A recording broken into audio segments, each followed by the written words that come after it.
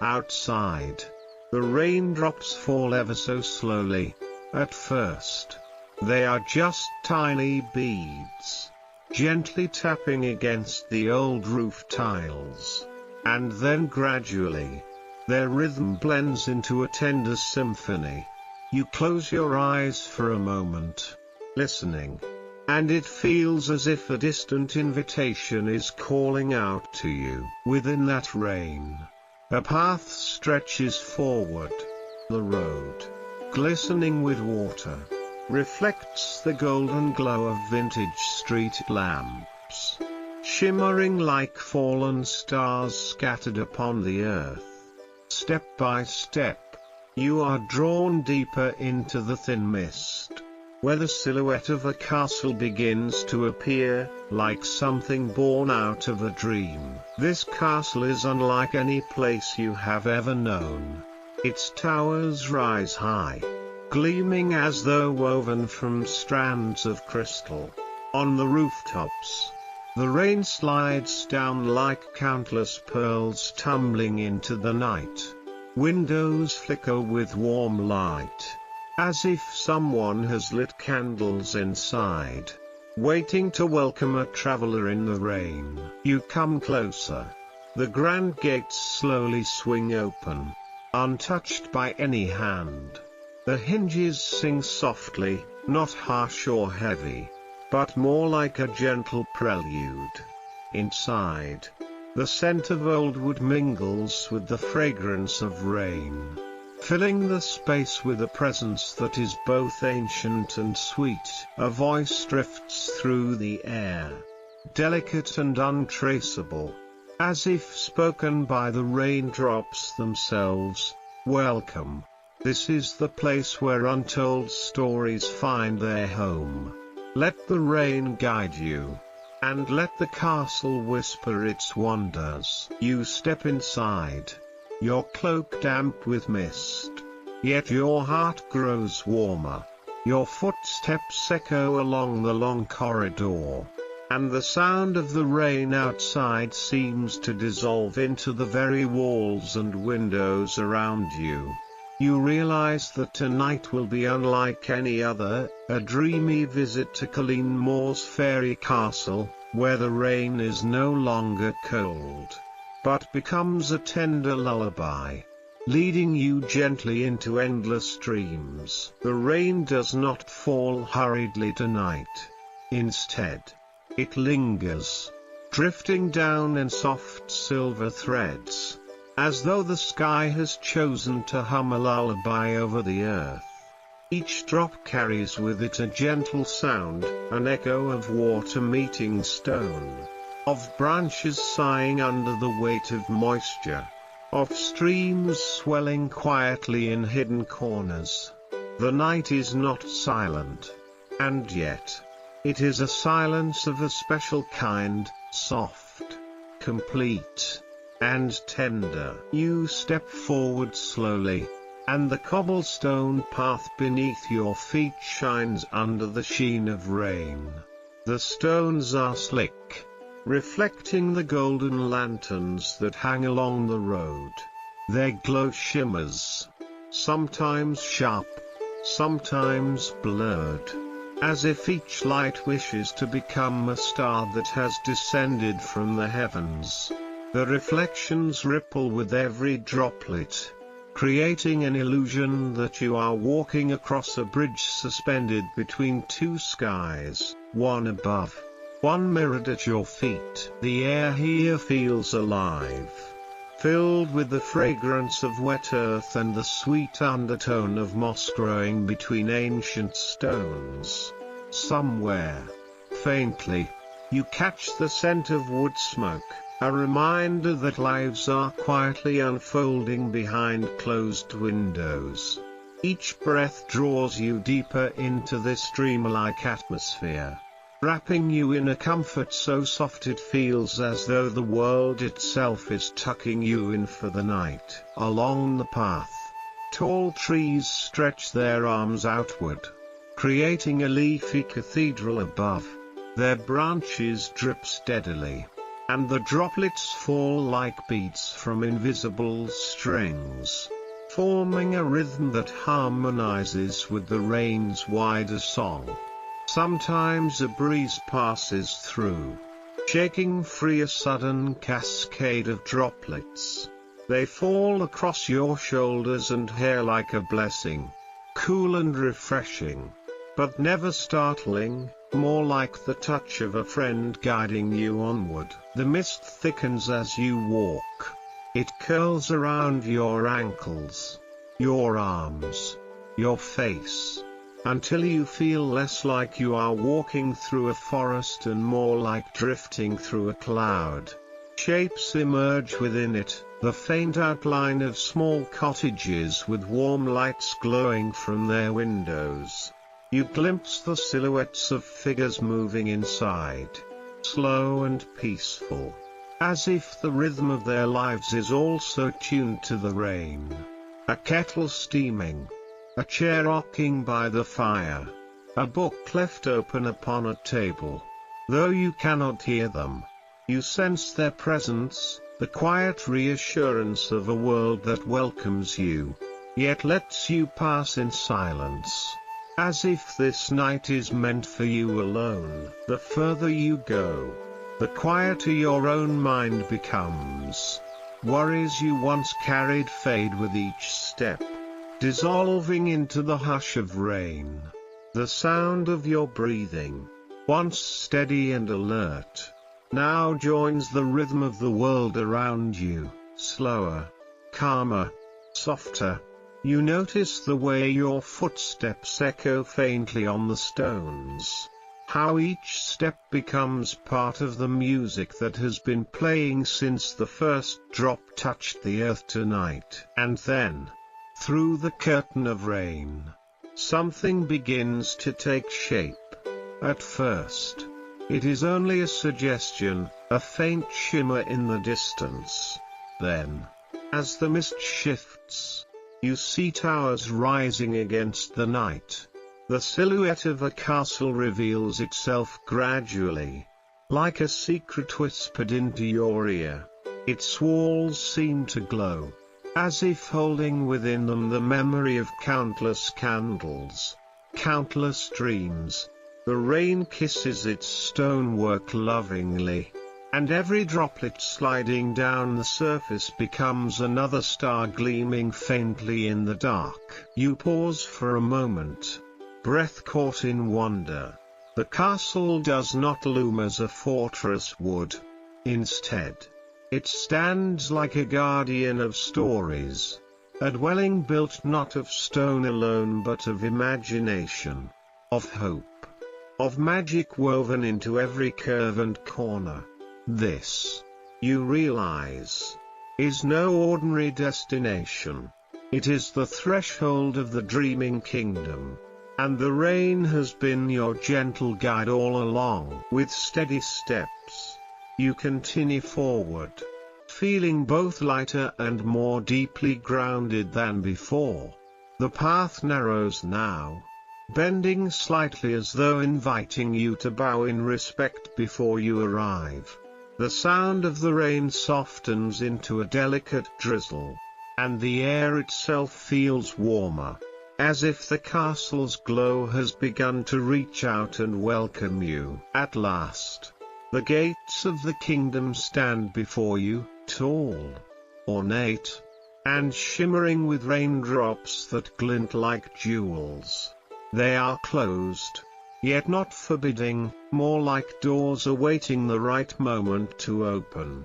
You sense that the moment is near, that the journey through the rain-soaked path has brought you to the very heart of what you were meant to find. And with that thought, you take one more step, closer than ever to the fairytale kingdom, where dreams rest behind stone walls, and the voice of rain will carry you deeper into wonder. The gates yield without protest, as if the rain itself has whispered a password only night can hear.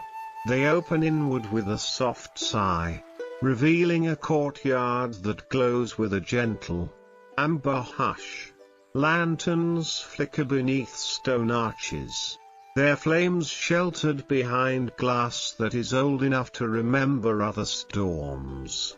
You step across the threshold, and the sound of the world rearranges itself. Rain still sings overhead, but now it is braided with subtler notes, the hush of moss underfoot, the faintest creak of timber beams, the velvet hush of air moved by your passing. You pause and breathe in. The castle smells like a memory softened by time, polished wood, beeswax, a sweetness like dried lavender tucked into linens, a thread of smoke from a distant hearth that smolders rather than burns. In a far corridor, a clock speaks once, not to mark the hour but to reassure you that hours still exist, even in a place where they are happily forgotten. Ahead, a small door opens of its own accord, as if a courteous hand has slipped ahead of you to make way. Beyond is a hall of windows, tall, slender, and many-paned, their leaded lines crossing like quiet staves on which tonight's rain will write its score. The hall itself is modest in size but generous in feeling. The ceiling is low enough to cradle sound and high enough to let your thoughts float. Candles stand in sconces along the walls, their flames steady, their halos trembling where the rain's song caresses the glass. You approach the first window. It is not perfectly clear, no. It carries the gentle waviness of glass poured and blown by hands, not molded by machines. The outside world trembles within it, so that every leaf, every stone, every raindrop appears to be breathing. When the droplets strike the pane, they create tones no instrument can truly imitate, a patter like quicksilver beads. A pat, a hush, a glide, a tiny trill where two drops meet and race downward together. You lean closer, and the window seems to hum at the level of your bones. An almost sound, the way a seashell holds the ocean when there is no ocean in sight. The second window holds small colored squares arranged like a prayer, pale greens, tissue-thin blues, a sliver of pink, the exact color of a half-remembered dawn. When the lantern light stirs inside and the storm sighs outside, the colors meet and mingle, casting brushed veils across the stone floor. You watch a blue shadow climb your sleeve, float to your wrist, and rest there like a delicate, sleeping bird. It is nothing. It is everything. It is the castle welcoming you with the language of light. Somewhere gabled roofs receive the rain like harp strings. You can hear the difference between copper and slate, between a steady downpour and a pausing drizzle, between the hurried footstep of a gust and the careful toe steps of a wind that has decided to dance instead of run. The house is a patient listener. Every room seems to lean toward the weather with affection, not to shut it out, but to invite its music in. You walk the length of the corridor, and with each window the song changes. One pane catches the rain in a fine spray that turns the world beyond into a watercolor of shadows. Another holds drops longer, letting them bead into bright constellations before surrendering them to gravity's soft tug. A third quivers when the wind lifts and falls, giving the rain a tremolo, a shimmer, as if the sky is plucking the strings of this glass with fingertips that know lullabies. There is a small bench beneath the fourth window. You sit and let your shoulders settle. The cushion is firm but kindly, the wood beneath has that friendly curve that comes only from many years of welcoming visitors who didn't know they were tired until they sat. You tip your head back, closing your eyes, and the music becomes larger.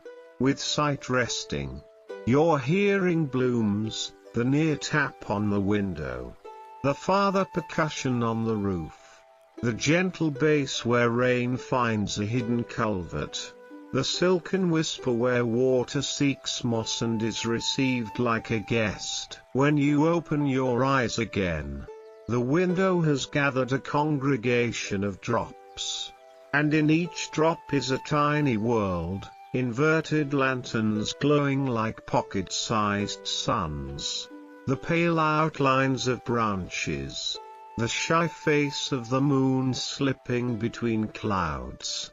Gravity draws them down. Yes. But not all at once, they drift. Pause. Consider. Merge. When two drops meet and become one, something in you sighs with them, two small wanderers finding their shared weight at last. At the far end of the corridor, a narrower door waits, half ajar, as if it has been listening to the same song and now wants to show you the rest of the orchestra. You rise and move with the measured pace the rain has taught you, unrushed but inevitable. Through the door you find a round room, a turret perhaps, lined entirely with windows from knee to crown. Here the storm is a cathedral choir, here the sky's improvisation becomes a liturgy. A circular rug rests at the center, woven with motifs of vines and stars. A low table holds a teapot and a single cup. Steam arches from the spout in a slender curve like a dancer who has held her pose longer than seems possible. No hand is nearby, and yet the pour is perfect. When you lift the cup, the porcelain is warm, never too hot, never cold. The first sip tastes faintly of honey and something from a garden at dusk, lemon balm, perhaps, or the memory of it. The liquid warmth arranges itself along your ribs, then settles into your belly with the same soft conviction as rain finding its way to the roots of things. You carry the cup to a window and stand for a time that the clock would count but the castle will not. The ancient panes are set in frames worn smooth by polish and touch. In the wavering reflections you notice small etchings, delicate swirls, initials braided together. A tiny star cut with the point of a fine blade 2 centuries ago by someone too full of night to sleep and so determined to share a small, secret constellation. You trace the line with your eyes, not your fingers. The glass seems to prefer to be watched rather than handled. Like a shy musician who plays best when the audience is very quiet and very still, the rain composes variations. Sometimes it is insistent, testing the roof with rapid taps. Sometimes it slows to a thoughtful patter that leaves spaces between notes wide enough for dreams to step through. In the spaces you hear other, older sounds, the creak of a ship that once carried panels of this wood, the laughter of hands who set the glass in place, the sigh of a child falling asleep on a night so much like this that the castle could overlay them like vellum pages and find no seam. Your breath finds the tempo. Inhale on the near notes, exhale on the far ones. The body loosens the way a knot loosens when it has realized it was never meant to bind. You lean your shoulder to the stone, and the coolness there feels not like cold but like quiet made tangible. You could stand here for a year of storms and never tire of the changes. The sky does not repeat itself, it only remembers its own best themes and braids them new each time. A corridor opens to your right, dimmer and more intimate. The wall holds small portraits whose eyes are lit by candle points. The faces are gentle with the wisdom that has no need to pronounce itself. Between portraits, small windows cut like book spines reveal slivers of the night, the edge of a roofline, the slope of a garden wall, the very tip of a cypress that lifts and settles like a metronome set to largo. Each slit of glass makes the storm into a private recital. You linger at each for a few minutes, a few centuries.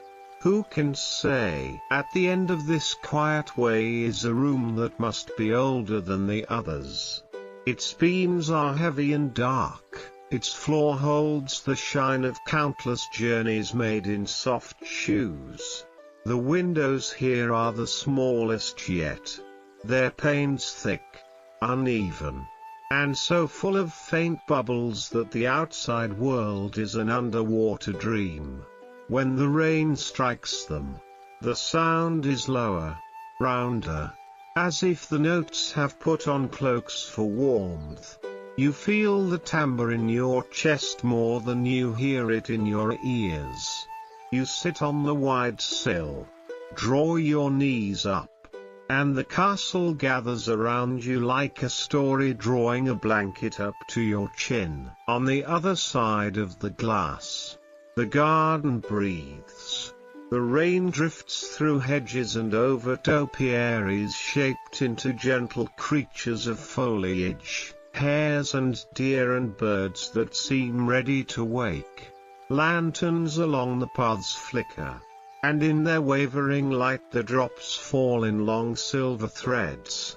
A small fountain plays briefly, then holds its breath, then plays again. You realize the fountain listens too, it waits for the sky, then answers in kind. The way well-mannered musicians bow to one another between phrases. Time continues to soften. The clock in some neighboring room marks it again with a single, considerate chime, no urgency, only acknowledgement. Your eyelids feel heavier, not with exhaustion but with peace, as if each lash has caught a raindrop of rest and is saving it for later. You know, in the simple, unquestioning way a garden knows morning will come, that you are safer than safe. The castle keeps your quiet. The rain keeps your rhythm. You do not need to do anything but be here. When you rise again, it is with the easy sway of a boat unmoored from hurry. You return to the circular room in the turret to refill your cup, and the tea is just as warm as before, as if the pot has learned your timing. You stand at a different window now and notice patterns you had not seen, in the way the drops gather along the lead, in the tiny hesitations before they let go, in the ribbon trails they leave like signatures that fade as they descend. The world beyond the glass blurs and sharpens, as if the night is blinking slowly, content to watch itself rain. A small chair sits tucked in the angle where two windows meet. You carry the cup there and sit, and in the V of glass the sound blends into something almost like words. If you do not listen for meaning, you can almost hear it. If you do not chase it, it comes.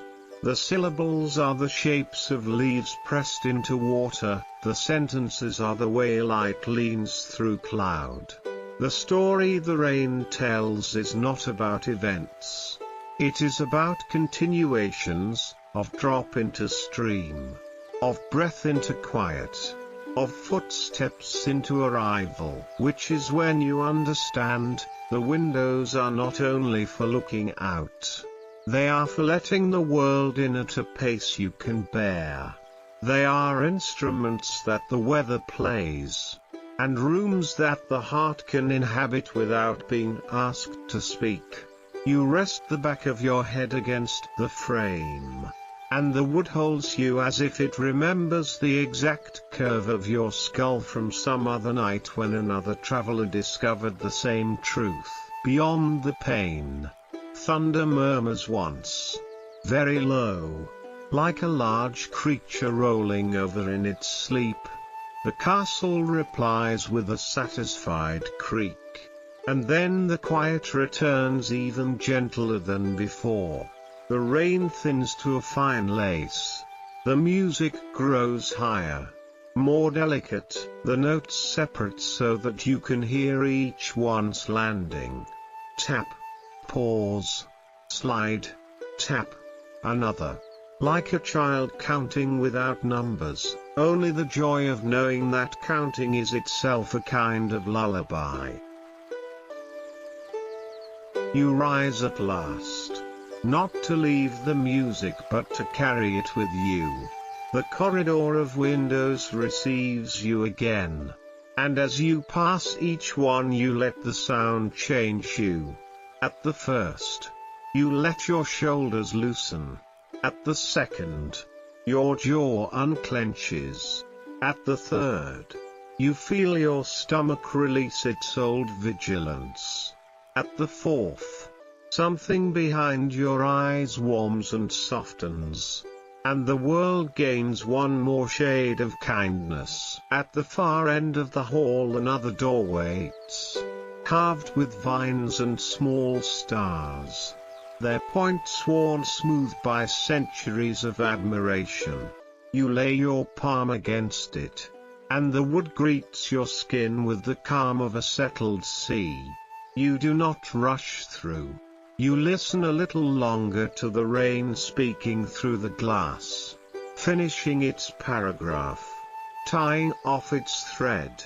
When the cadence lands, you breathe with it. Then, with the quiet precision of a page turning itself, the door opens, a stair curls upward, stone steps shallow and generous, easy to climb. Along its spine, narrow lancet windows admit strips of night and music enough to keep you company. You begin to ascend. Cup empty now, hands free. The castle ascends with you, the air grows a fraction cooler. The sound of the rain gains a cleaner ring. The scent of beeswax gives way to a brightness like linen dried in ocean wind. Above, the promise of another room, another view, another voice of weather sung on older glass. The dreaming kingdom invites you higher, not toward grandeur but toward gentleness.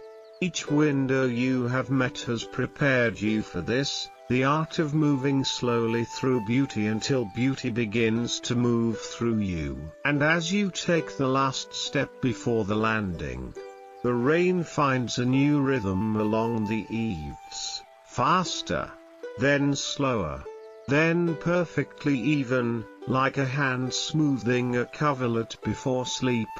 You smile, and the castle seems to smile back in the hush of its beams. Beyond the next door, deeper rooms wait, and with them, stories you have not yet learned to ask for. You reach for the latch, knowing that the music of raindrops will follow, reshaping itself in every chamber, on every ancient window, until at last it leads you where all true lullabies lead, to the room where dreams begin speaking in their own clear voice. The stone staircase spirals upward, each step echoing softly in the open chamber of the tower. The rain follows faithfully, like a patient companion. When you reach the final step, An ancient carved door swings gently open, revealing a vast room, warm and solemn, the castle's library. The moment you enter, the world seems to change. Hundreds, thousands of books line the shelves that stretch from floor to ceiling, rising like walls made of living stories. Leather spines curve beneath golden lamplight, releasing the fragrance of time itself, old paper blended with oak wood, and the faint herbal scent of dry leaves stored in glass jars along the shelves. The silence here is not empty, it is full, breathing with the life of countless untold tales. Outside, the rain taps gently at the tall windows, adding its rhythm to the hush. At the center of the library rests a long table of ebony wood. Upon it sits an oil lamp, glowing softly, not harsh, not blinding, but with the quiet warmth of a keeper of secrets. Around it stand high-backed chairs, cushioned and welcoming, as if always prepared for a weary traveler to sit and listen to the stories waiting within these walls. You wander slowly between the shelves. As your fingers brush along the spines, something magical stirs, each book trembles ever so slightly, as though returning your greeting. One murmurs a faint line of poetry, whispered by a long-sleeping poet. Another hums a forgotten lullaby, a melody carried from centuries ago. You pause before a small book bound in violet velvet, delicate like a diary. When you slide it free, a fine dust of time falls like stardust. The pages open, and instead of only words, you see shimmering visions, a fairy tale garden where tiny fairies dance upon dew, hidden paths that lead into a silver-lit forest. A voice, soft as rain, rises from the book itself. We exist only when someone listens. Thank you for finding us. You close it tenderly and return it to the shelf. Your heart warmed. The library's silence hums with presence. Every book holds a breath. Every shelf carries echoes. Curtains of velvet sway slightly when the wind stirs, making a sound that feels like the books speaking to one another. The rain outside plays its steady music, a backdrop for stories written and unwritten. In a quiet alcove beneath the vaulted ceiling, you find a red velvet armchair, plush and inviting. The moment you sink into it, you feel embraced, as if a lifelong friend has welcomed you home. A small side table holds a teacup still warm, waiting as though it knew you would arrive. The tea smells of chamomile, mingling with the fragrance of aged parchment, an aroma so soothing that your thoughts immediately soften. You lift another book, heavy and bound in dark brown leather. Its handwritten script flows like raindrops tracing a pond. As you read, the letters glow faintly, and a gentle voice speaks near your ear. Long ago, on a night much like this, a child stumbled into the castle, guided by the whispers of books. He fell asleep in the arms of the library, and ever since, his dreams have lived here among us. You glance around the room and realize, you are not the first, nor will you be the last. Countless wanderers have come here, leaving fragments of their dreams behind. The books have gathered them all, keeping them alive in whispers, waiting for new ears to listen. Time dissolves. Your body relaxes completely, sinking into the chair. The rain sings. The books murmur, and all burdens lift from your shoulders. Peace fills every corner of you, as though the whole universe exists solely to lull you into sleep, and in that moment you understand, this library is not only a vault of stories, it is a sanctuary for dreams that were never fully told. The books do not ask to be finished, they only ask to be heard. And tonight, that listener is you. You close your eyes, surrendering to the rain and the gentle whispers. The world drifts, fades, softens, until you are on the edge of dreaming. And just before sleep gathers you fully, a voice lingers in the air. Rest well. We will continue the story when you return. Beyond the stairway, a second door opens with the quiet grace of a secret invitation. The air shifts as you step through, carrying with it the fragrance of rain-kissed earth, the sweetness of blossoms, and the cool clarity of night. Before you stretches a garden enclosed within stone walls, yet alive as though it has been waiting all evening for your arrival. The rain has softened here, falling in delicate veils that shimmer beneath lanterns hung from wrought iron posts. Roses bloom in abundance, climbing trellises, curling around arches, and unfolding in neat rows that stretch toward the heart of the garden. Each petal glistens as though brushed by starlight, droplets clinging to them like strings of pearls. Their colors, deep crimson, pale ivory, soft blush, and golden amber, seemed more vivid under the tender rain. As though the storm itself has painted them anew, you walk along a narrow gravel path, your steps softened by moss that has crept in over the years. The rain patters gently on your shoulders, cool but not cold, a reminder that the world is alive. Around you, the roses lean slightly toward the path, as if bowing in greeting. Their fragrance rises with the rain, rich and calming, perfumed air mingling with the freshness of wet leaves. At the garden's center stands a fountain carved from white stone. Rain mingles with the water already spilling from its tears, creating ripples that spread outward like circles of thought. A statue of a maiden holds a pitcher tilted eternally toward the basin, her face serene, her gaze turned skyward.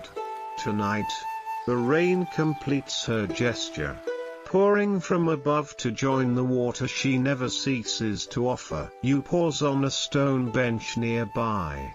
It is damp, but the moss upon it cushions you as if the garden wishes to share its comfort. From here, you can hear the harmony of the night, raindrops on petals, the quiet rush of the fountain, the whisper of leaves stirred by a passing breeze. Somewhere in the hedges, a nightingale sings a single, liquid note, then falls silent again, as though it, too, is listening. Your eyes wander upward, to where the rain drifts through the air like silver threads. The roses catch and hold the drops, then release them slowly, each fall a miniature performance. Some glide down the curve of a petal before letting go. Others gather at the tips of leaves until their weight can no longer be held, then drop with a soft sound, striking the earth or the fountain's water with gentle finality. It is here, in this rose garden, that you realize how patient beauty can be. These roses do not resist the rain, they open to it, drink from it, shine because of it. Each drop deepens their color, Each breeze carries their perfume farther. The garden does not struggle with the storm, it welcomes it, turns it into song. You breathe deeply, letting the fragrance of roses and rain mingle inside you. Slowly, you feel yourself dissolving into the rhythm of the garden, heart steady, breath long, thoughts as soft as petals opening in the dark. The rain does not end, but your awareness shifts, until it is no longer weather but music, no longer a storm but a lullaby. The path continues, winding through arches of climbing roses. You rise and follow it, your hands trailing lightly along the wet leaves. At the far end of the garden, another doorway waits, framed by blossoms heavy with rain. Beyond it lies more of the castle, more of its dreams, but for a moment longer, you remain among the roses, letting their whispers sink into you. And as you pass beneath the final arch, a last drop falls onto your palm, as though the garden has pressed a kiss into your hand. A promise that even storms can bloom. That beauty is born not in spite of the rain, but because of it. The doorway at the far edge of the rose garden leads you back inside, into the hushed embrace of the castle. The scent of blossoms and wet earth lingers on your clothes, yet the air here is drier, warm with the fragrance of beeswax and ancient wood. The corridor ahead is long and dim, its walls lined with tall mirrors framed in gold leaf, each one flickering with the soft glow of countless candles. You take your first step inside, and immediately the world multiplies. In every mirror, your reflection moves with you, dozens of versions of yourself, each carrying the same lantern glow in their eyes. The flames of the candles repeat endlessly, filling the hall with stars that sway whenever the air stirs. It is as though you have stepped into a river of light, a current of reflections stretching forward without end. The floor beneath you gleams faintly, its polished stone reflecting both mirror and flame, so that every step feels like walking upon liquid fire. You pause to look into one mirror, and though the glass shows your shape, it also shows something more. Behind you, within its depths, you glimpse a faint shimmer, a rose petal falling in slow motion, suspended in a world that is both yours and not yours. Another mirror holds the shadow of a bird in flight, though no wings beat in the hall. Each pane offers not only reflection but memory, fragment, dream. The candles themselves seem alive, whispering in their own way. Their flames bend and straighten, sending small sighs of smoke upward, like words carried on a forgotten language of light. The scent of beeswax is comforting, mingling with a trace of incense that lingers in the corridor's corners. You feel a peace that is deeper than silence, a warmth that belongs not only to the air but to the mirrors themselves, as though each one is a guardian of all who have passed here before because of it. As you walk, the corridor seems to lengthen. Mirrors stand at angles, catching one another's glow, creating an infinity of passages. You cannot tell where one candle ends and another begins. They form a constellation that drifts with you, surrounding you in gentle light. The rain is distant here, yet you still hear it faintly through the stone walls, softened to a lull, like a drum played by the sky, accompanying the chorus of candles. Halfway down, you notice that one mirror differs from the rest. Its glass is softer, misted, as though holding its breath. When you step closer, the fog clears, revealing not your reflection but a vision, a small child holding a candle, walking these same halls centuries ago.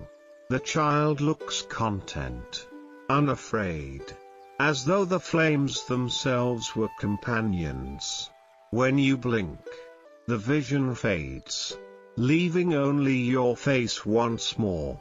Yet the warmth of the child's candle seems to linger in your chest. You continue, and the hall deepens into a rhythm, your steps, the soft flicker of flames, the endless echo of light upon light. Time ceases to matter. You are surrounded by images of yourself, yet you do not feel alone. Each reflection smiles softly, as if to reassure you, you are safe here.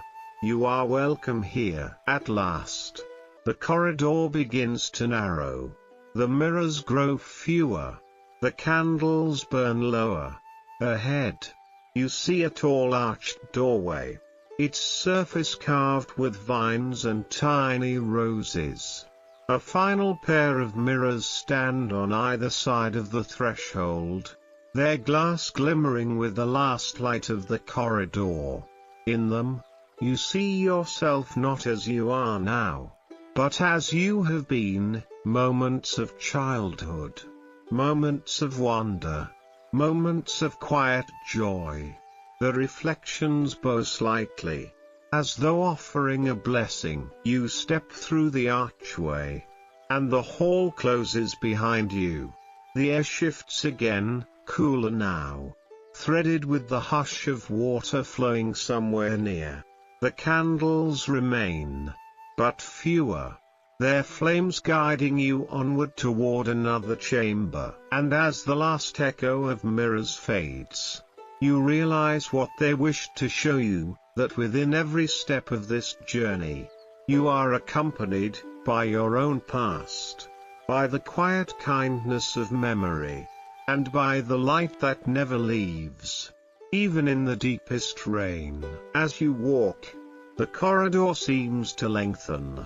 Mirrors stand at angles, catching one another's glow, creating an infinity of passages.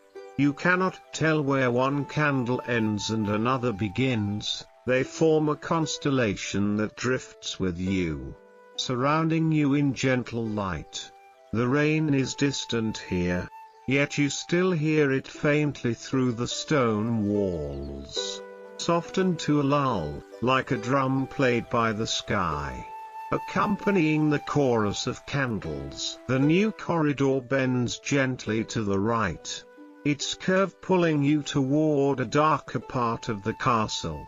The air grows cooler, almost secretive, and the sound of water that you noticed before has faded into silence. The few candles lighting your way burn low, their flames leaning forward as if whispering, "Follow, follow, follow." At the end of this winding path, you find a door unlike any you've seen so far. It is smaller, tucked into the stone wall as though it were never meant to be noticed. Its surface is plain, no carvings, no gold, only old oak, weathered and darkened by centuries. Yet, around the handle, you see faint scratches, as if many hands before yours had turned it, seeking something hidden beyond. When you reach out, the wood is cool under your palm, the latch clicks softly, and the door swings inward without resistance. A breath of air greets you, carrying with it the scent of parchment, ink, and something sweeter, perhaps candle smoke blended with roses from the garden you just left. Inside is a chamber lit only by lanterns resting on the floor. Their glow spills upward in soft circles, revealing shelves that rise unevenly around the walls. But these shelves do not hold finished books. Instead, they cradle scrolls bound in ribbon, loose pages pressed between wooden boards, fragments of parchment stacked in delicate towers. It is a room of beginnings, of half-written dreams and stories left incomplete. You step slowly across the stone floor, and your footsteps stir the silence like ripples in water. On one low table lies a quill, its tip still dark with ink though no hand has touched it in decades. A sheet of parchment beneath it bears the first line of a tale. Once, in the rain, a traveler found a castle. The words stop abruptly, as though the writer had been interrupted mid-thought, or perhaps decided the story was meant to continue in someone else's hand. As you wander, you notice the chamber hums faintly, not with sound but with presence. Each unfinished story seems to breathe, waiting. You pick up a scroll tied with silver thread, and the ribbon slips loose at your touch. The parchment inside unrolls slowly, and a whisper drifts into the room, a child's laughter, light and fleeting. Another scroll releases the scent of pine forests, as if the story within had captured the very air of its world.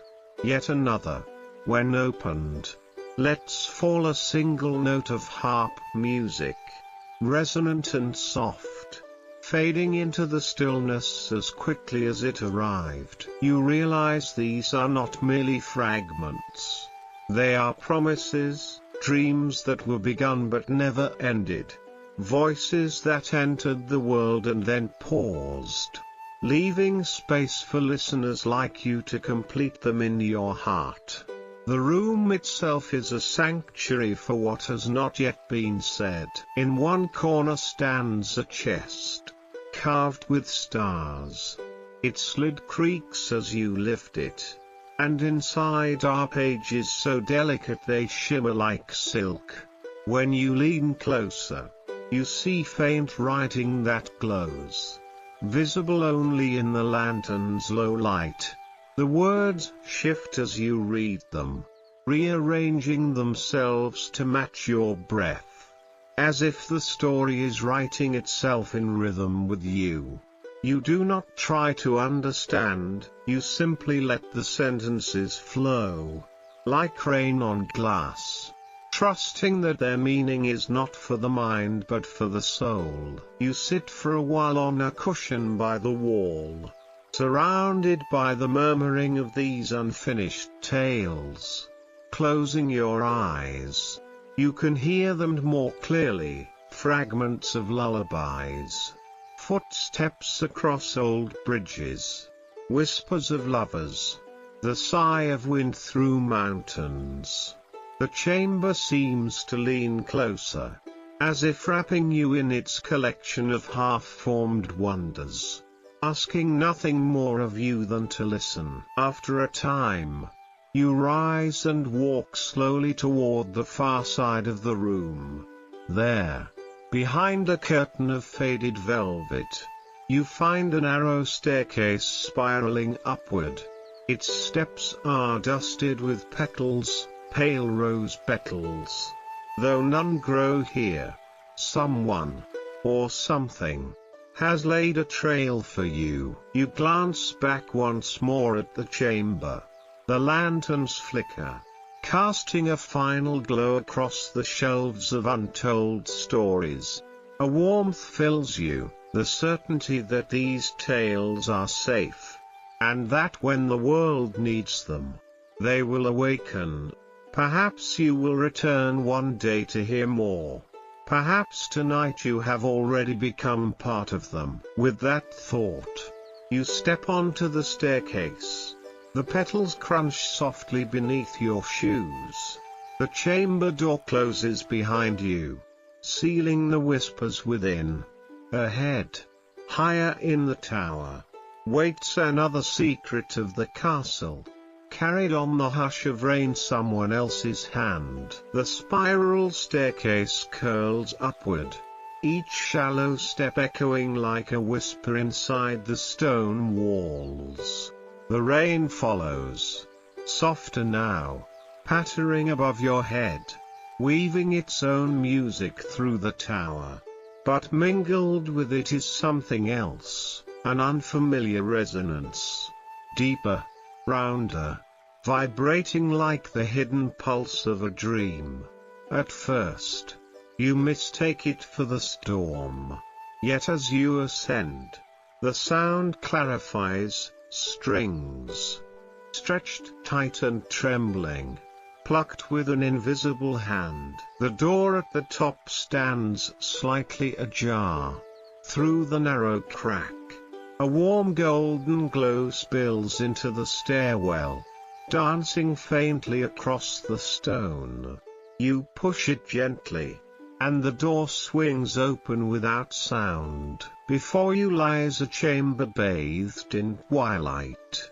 Tall windows arc across the curved walls, their glass streaked with rivulets of rain.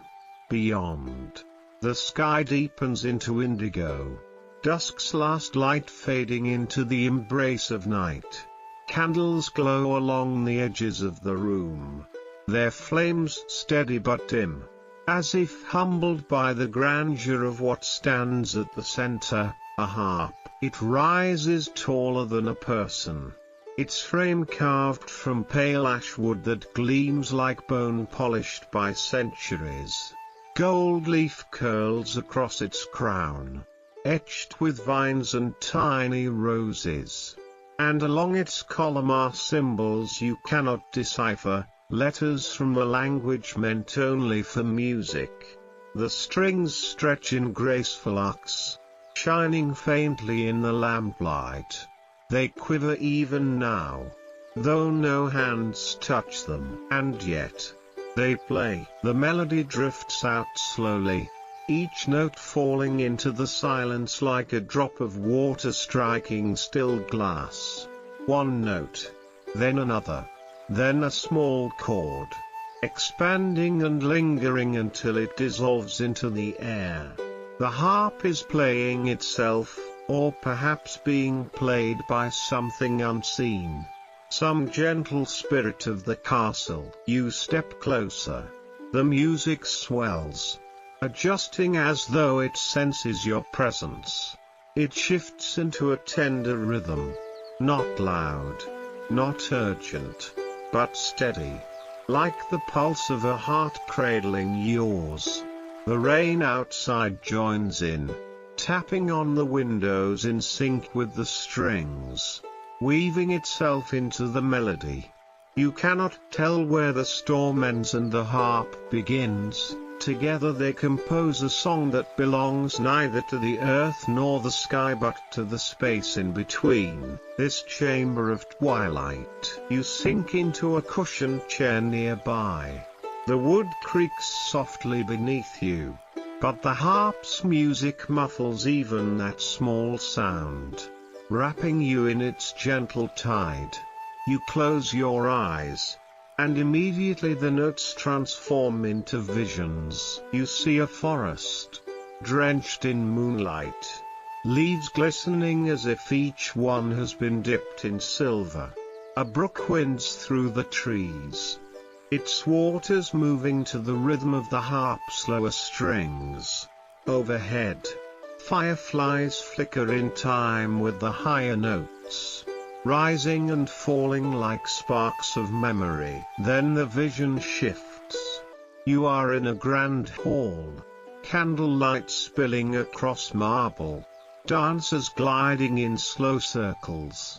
The harp's song carries them, each step matching the rise and fall of the strings. Their faces blur, but their joy is clear, the joy of movement, of harmony, of being carried by music into a place beyond words. Another shift, a child's room. Rain patters on the roof as a mother hums softly, her hand stroking the child's hair. The lullaby is not separate from the harp, it is the harp, echoing across centuries, preserved in wood and string and silence. You open your eyes. The harp still sings, and the room itself breathes with it. The windows tremble as the rain strikes them, droplets streaking downward like notes sliding on parchment. Candles flicker, their flames bowing with each change in tempo, casting shadows that sway across the walls, and reflected in the glass panes, you glimpse faint figures, shapes of listeners from long ago. A woman in a flowing gown, her eyes closed, an old man leaning heavily on a cane, smiling faintly, a child curled in sleep upon a parent's lap. They do not intrude. They simply exist, sharing this moment with you. As if the harp binds all who ever entered this room into one eternal audience. The melody changes, becoming more intricate. Notes ripple like raindrops scattered on a pond, overlapping, colliding, then joining into a greater harmony. The harp seems to speak, though without words, of longing, of comfort, of journeys taken and safely ended. You feel your own breath slowing, aligning with its rhythm. Your heart easing into a calm it had forgotten it could hold. Minutes pass, or perhaps hours. Time itself has loosened here, unraveling into the harp's song. Gradually, the music softens, its threads unwinding one by one. The storm outside calms, rain falling now in light curtains. The harp plucks a final sequence, a lull, a sigh, a lingering chord that seems to stretch into eternity. Then silence, rich, full, a silence that contains the echo of all that came before. You rise slowly. The harp gleams, quiet now, but alive still. You bow your head in gratitude, and though no voice answers, you sense that the instrument has accepted, even returned, the gesture. Its strings glimmer in the candlelight like stars resting, patient until they are called again. At the far side of the chamber, another doorway waits. Its handle glints faintly, touched by the harp's final note. You step toward it, the melody still humming softly within your chest, carried now in your own breath. When you cross the threshold, the music does not leave you. It follows like a shadow of light, guiding you deeper into the castle's secrets, deeper into the night of rain and dreams. The door from the harp chamber leads you into a narrow spiral staircase, steeper this time, climbing higher and higher into the bones of the castle. The walls are close, and the air cool, touched with the scent of stone that has kissed rain for centuries. Each step feels lighter, though, as if the harp's song still lingers beneath your feet, lifting you as you rise. The rain accompanies you faithfully, a quiet murmur threading through narrow windows set into the stairwell. You glance out once, and already the world below seems far away. The rose garden glimmers faintly, a patch of color blurred by mist, while the mirror's corridor glows like a fading constellation. Higher still, the sound of the storm grows fainter, until it feels as though you are climbing beyond it. At last, you reach a door bound with iron, its handle cold to the touch. You pull gently, and it opens outward into air and light. You step onto a stone platform that circles the highest tower of the castle. The world opens in every direction, and you realize you have climbed above the storm. Below you, a sea of clouds stretches to every horizon, vast and endless, like a great ocean suspended in the sky. The moon hangs low, enormous and silver, casting a quiet glow over the cloud tops. Stars sparkle freely above, clear and sharp, no longer veiled by rain. The air is cool and fresh, carrying the faint scent of wet stone and wild roses. You breathe deeply, and each breath feels like drinking in the night itself.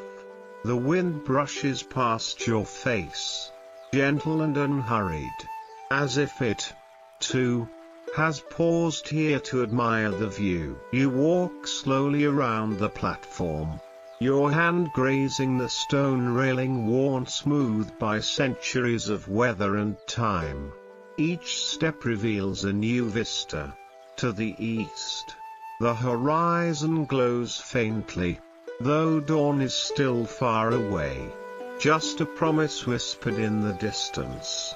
To the west, the clouds gather into shapes, mountains, valleys, rivers, all sculpted by moonlight. You realize you are looking down at a kingdom of dreams, ever shifting, ever living, carried by the breath of the night. Above, the stars seem closer than ever. You can almost imagine reaching out and brushing your fingers across them, like tiny lanterns hung in an infinite sky. One star flickers brighter than the rest, then dims, as though it winked in recognition. You smile, and the night smiles back. As you lean against the railing, something remarkable happens. The clouds begin to move with the grace of music. They drift and fold like silk, their edges glowing silver in the moonlight. Slowly, they part, revealing glimpses of the world below, villages asleep, rivers winding like ribbons of glass, fields shining faintly from the rain. It feels as if the castle has lifted you into a secret place between earth and heaven, a threshold where both worlds meet. Then, carried on the wind, you hear it, a sound like a lullaby, soft and distant. It is not the harp, you left its voice behind. This is different, higher, clearer, as though the sky itself is singing. The tones are long and patient, weaving through the stars, echoing across the sea of clouds. You cannot place their source, but it does not matter. The music belongs here, as natural as the moonlight, as eternal as the night. You sit on a stone bench near the tower's edge. From here, the clouds stretch endlessly, their surfaces glowing like pillars of silver light. You let your body relax, shoulders loosening, breath deepening. The bench is cool, but the air wraps you in its embrace, and the song of the sky rocks you gently, like a cradle suspended above the world. Visions rise again, born of stillness. You see ancient travelers who must have stood here, gazing at the same moon, listening to the same hidden music. You feel their presence lingering in the stones beneath your hands, in the railing beneath your palms. Time folds gently, and for a moment you are not only yourself, but part of a long line of dreamers who have climbed this tower to touch the sky. The stars drift slowly overhead. The clouds below shift and sigh, parting and rejoining. The lullaby grows quieter, softer, until it is little more than a hum. As if the night is lulling itself to sleep, you close your eyes.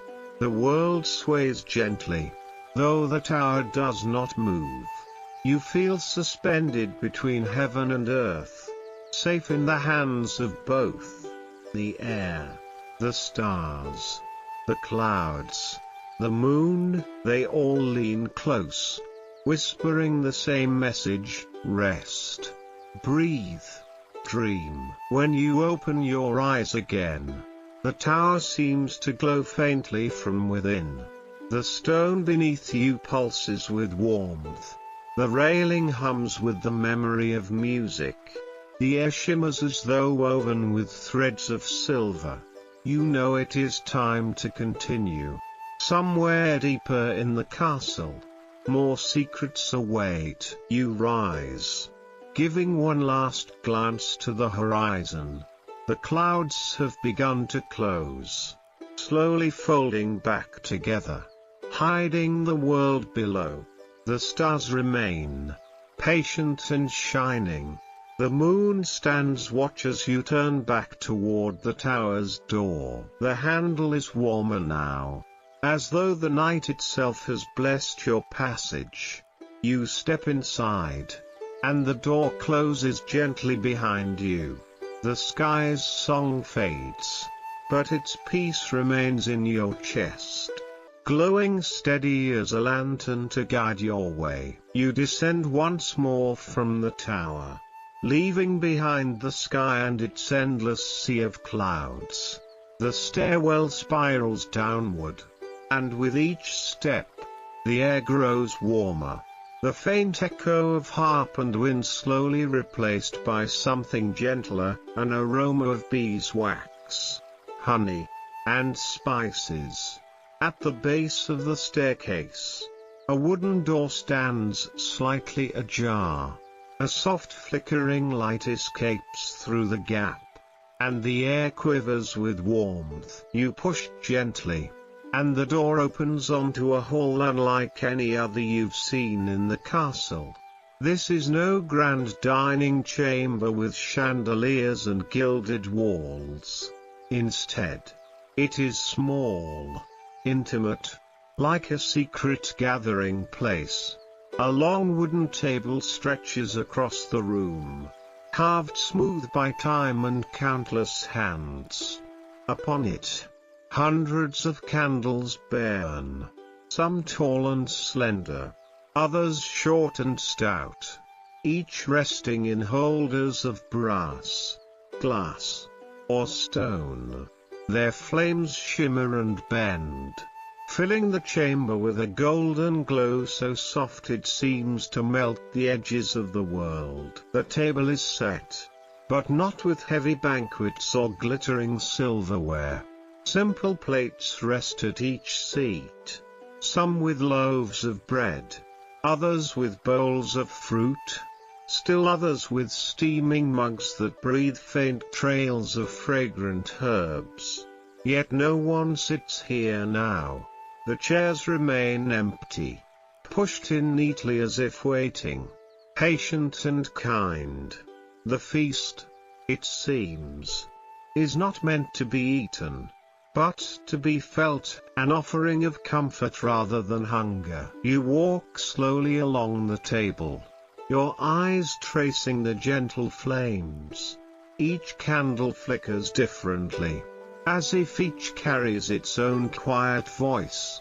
One bends forward, bowing to the breeze as you pass.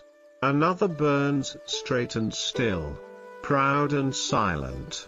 A cluster of three glow so close together that their flames merge into one. A little sun blazing on the wooden surface.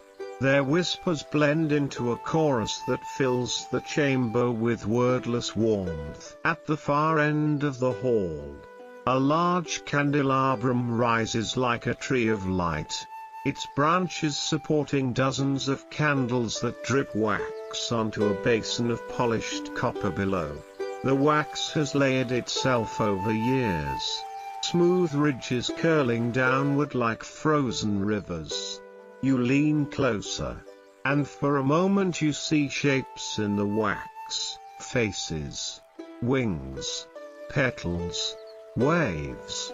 Perhaps the candles have been telling stories all along, sculpting their memories into the slow river of time. The air hums with serenity. You take a seat at the table, resting your hands against the wood, and the warmth of the candles washes over you. The light fills not only the room but your very body. Shoulders relax. Breathing deepens. Every muscle softens as though the flames have melted the weight you did not realize you carried. The longer you sit, the more the candles seem to shift into dream. You see visions in their glow, travelers who once feasted here, their laughter echoing faintly, children with eyes wide, staring into the flames as if seeing whole kingdoms inside, lovers speaking no words, letting the candles hold their silence.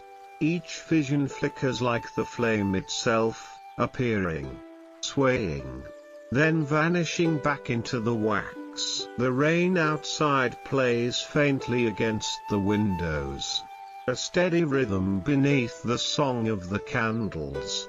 Together they weave a lullaby, patter, flicker, sigh, glow.